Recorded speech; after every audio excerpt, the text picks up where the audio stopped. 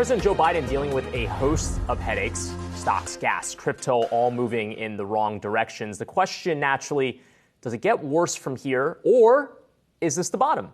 For more, let's bring in Rick Newman of Yahoo Finance. Rick, obviously a big political conundrum, all of this, but why do asset valuations matter, especially as we get closer to the midterms? Well, it's a great question whether they do matter. I mean, remember how much President Trump used to talk about the stock market, especially when it was going up? Biden basically never talks about the stock market. But it's becoming a bummer. We've got the S&P is almost in a bear market. The NASDAQ is in a bear market. Stock market investors have done great for the last 2 years because of the Fed's stimulus, as you have covered over and over, Brian. But look, some of these gains are evaporating. So, I think this is starting to rise to the level where it is getting general attention. And of course, inflation is a big factor here. We saw this week inflation tick down by 2 points, but nobody was happy with that. We were basically hoping for a better improvement. President Biden now says fighting inflation is his top priority. Took him a while.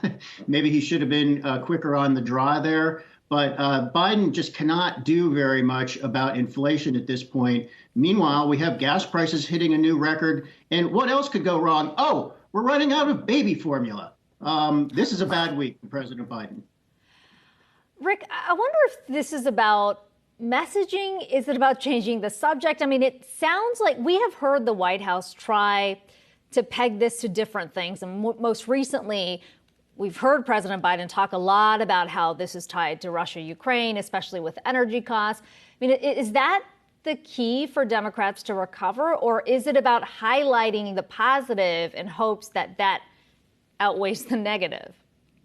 I mean, the so-called Putin price hike is something of a factor here, but Vladimir Putin is not responsible for most inflation. We saw gas prices get over $4 a gallon before Russia's invasion of Ukraine on February 24. And I don't think the messaging is going to make a difference. You cannot tell people that inflation is not something to worry about when they are dealing with it every day. And it's the kind of inflation that matters to people. It's food, it's energy, and it's rent.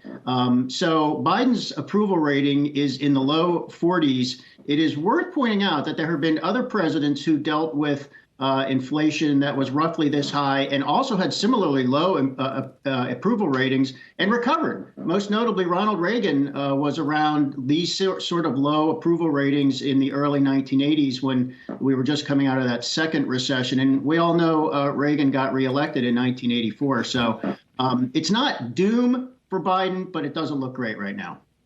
Yahoo Finance's Rick Newman, thanks so much for the breakdown there. Appreciate it.